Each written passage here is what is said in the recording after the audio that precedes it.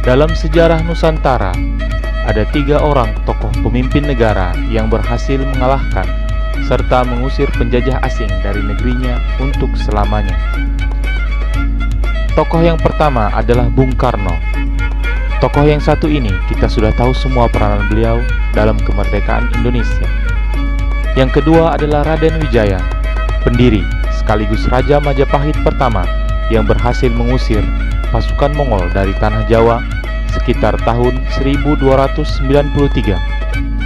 Dan tokoh yang terakhir, sekaligus tokoh yang menjadi pembahasan kita kali ini, yaitu Sultan Babullah, penguasa Ternate yang berhasil mengusir Portugis yang menjajah negaranya pada tahun 1575.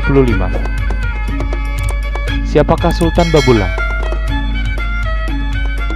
Sultan Babullah bernama asli Babullah Datu Syah bin almarhum Sultan Khairun Jamil.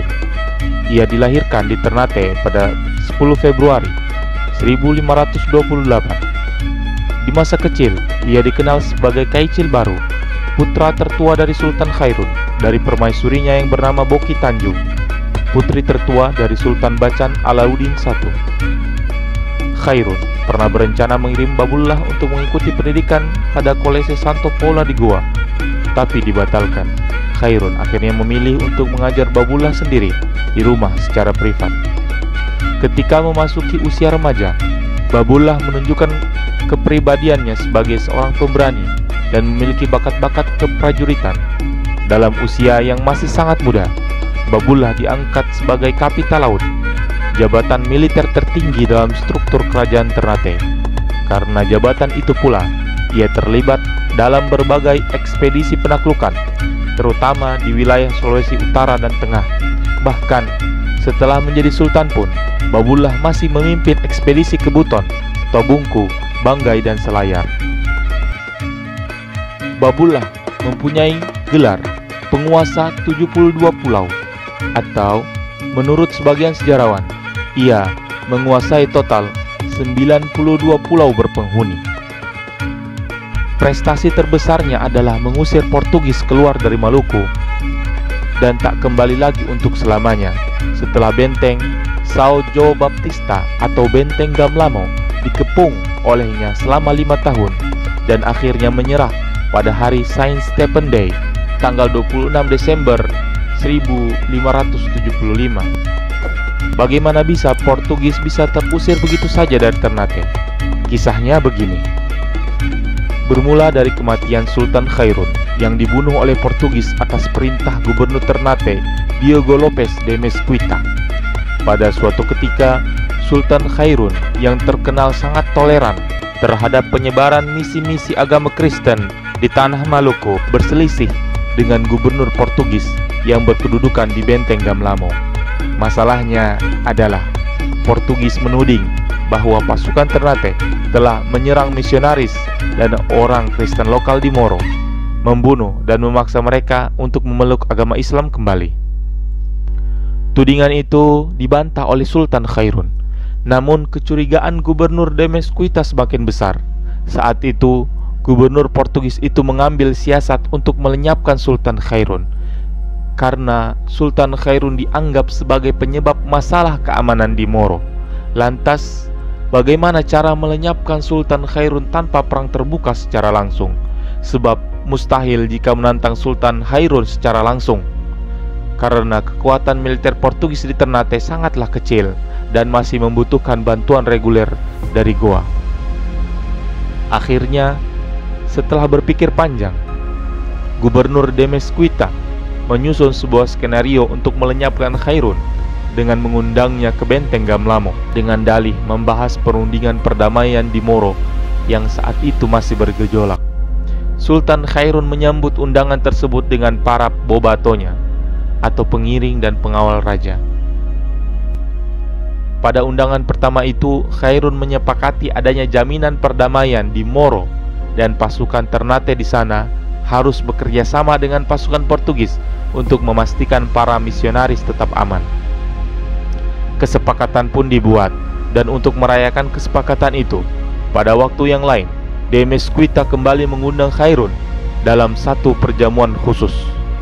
Karena telah menandatangani suatu perjanjian damai, Khairun sama sekali tidak punya firasat apapun, apalagi curiga, sebab De Mesquita telah bersumpah di atas Injil dan Khairun juga telah bersumpah di atas Al-Quran. Namun, pada hari nahas itu, tanggal 28 Februari 1570, sesaat sebelum perjamuan dimulai, Khairun diundang ke kamar pribadi gubernur di lantai 2 benteng itu tanpa para pengiringnya. Saat pintu ditutup, salah seorang prajurit Portugis langsung menusuk badan Khairun berkali-kali. Sultan itu langsung roboh. Menurut berbagai sumber tradisional, jasad Sultan Khairun dimutilasi dan dibakar. Ia tak pernah lagi kembali ke istananya.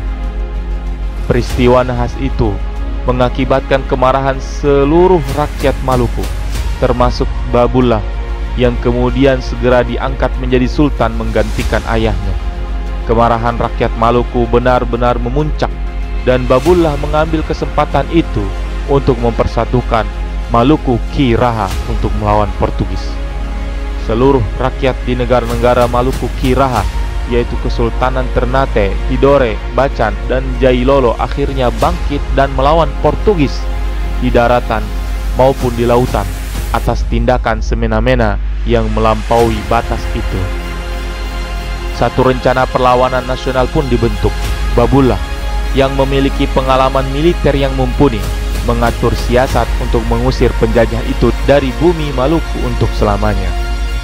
Strategi pertama Sultan Babullah adalah mengirim 5 juanga atau kapal besar penuh dengan prajurit. Juanga-juanga tersebut dipimpin oleh Kaicil Kalasino, yang merupakan paman Babullah, ke Ambon dan sekitarnya untuk menghimpun kekuatan sekaligus menyerang benteng Portugis di Pulau Hitu. Sayangnya, ketika pasukan Ternate sampai ke Hitu, benteng Portugis di sana sudah kosong dan pemimpinnya yang bernama Duarte de Menezes telah melarikan diri ke Pulau Ley Timor. Serangan pertama ke Hitu bertujuan untuk memutus suplai dan bala bantuan Portugis dari Hitu. Pada saat yang sama, Babullah juga mulai mengepung benteng Gamlamo. Babullah menuntut agar pembunuh ayahnya, yakni Gubernur De Mesquita, diadili oleh pengadilan Portugis di Ternate, dan jika dibuktikan bersalah, agar dihukum setimpal. Tuntutan ini disampaikan Babullah kepada Raja Portugis di Lisboa dan Raja Muda di Goa. Bila tuntutan dipenuhi, hubungan Ternate dan Portugis akan dipulihkan dan semua hak-hak yang telah diberikan kepada Portugis akan kembali seperti sedia kala. Sayangnya, Portugis tidak berniat baik untuk menyerahkan De Mesquita, sebab ada hukum yang menyatakan bahwa Gubernur Portugis tidak bisa dihukum atas perbuatannya. Bahkan diam-diam, Mesquita diselundupkan ke Ambon dengan menyandang predikat sebagai tawanan dan dilindungi oleh Sancho de Vasconcelos, penguasa Portugis di Ambon. Atas saran dari Sancho dan seorang kapten armada Portugis bernama Agustino Nunes, Raja Muda Portugis di Goa kemudian urung menyerahkan De Mesquita dan malah mengirim Alvaro de Ataide sebagai pengganti Mesquita. Pergantian itu tidak berhasil dan hanya menambah kemarahan dari Babullah. Mesquita kemudian dideportasi ke Goa pada tahun 1579 dengan menaiki kapal Nunes menuju ke Malaki. Namun saat singgah di Gresik, Mesquita terbunuh oleh orang-orang sekutu Ternate di sana. Setelah Babullah tahu bahwa Mesquita telah dikirim ke Ambon, ia mengeluarkan pengumuman yang merupakan balasan dari penolakan Portugis untuk menyerahkan Mesquita. Pengumuman tersebut adalah melarang semua kapal asing masuk ke Ternate, melarang konversi ke agama Kristen, membatalkan semua hak dan kemudahan yang pernah diberikan oleh Sultan Khairun kepada misi Jesuit, dan memerintahkan seluruh orang Portugis, personel militer, misi Jesuit, dan orang Kristen pribumi di Moro dan Bacan untuk berkumpul di Ternate. Taktik Sultan Babullah untuk memutus hubungan Portugis dengan dunia luar berhasil dilakukan.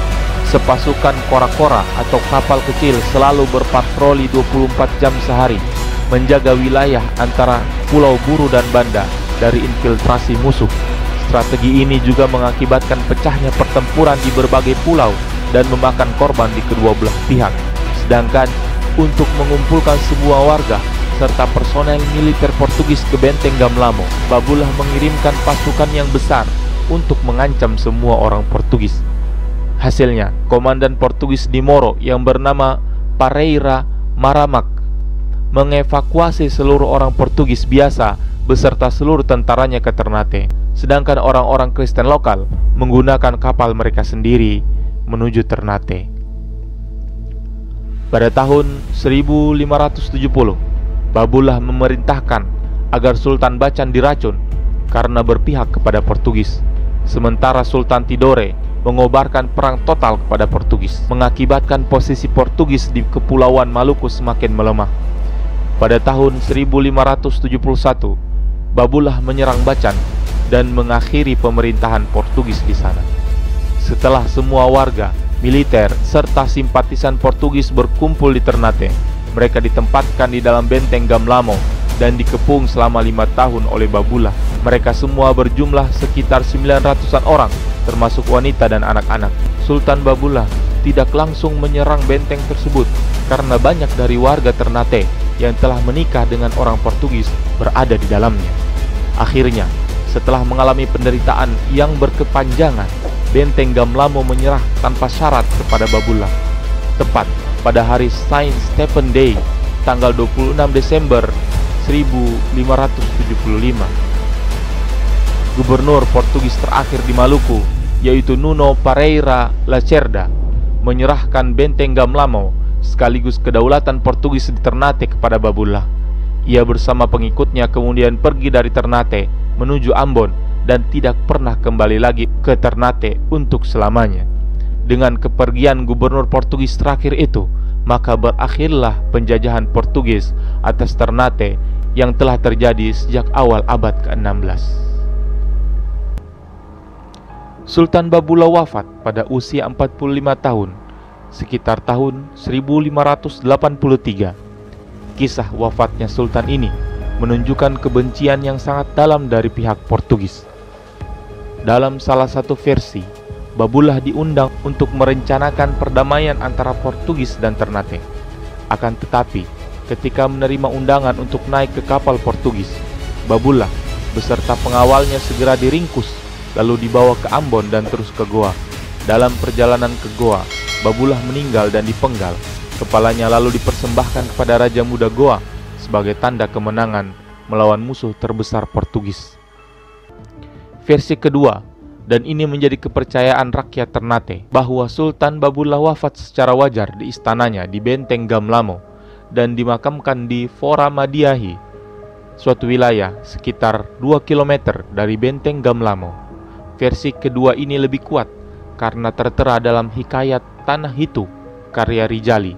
Sedangkan versi yang mengatakan bahwa Babullah dibunuh oleh Portugis karya Valentin dan Rumpius ditulis belakangan, dan menurut P.E. Thiele, kutipan dari Valentin itu merupakan sebuah legenda dan terindikasi kisah tersebut digubah oleh orang-orang Portugis yang sakit hati terhadap Sultan Babullah.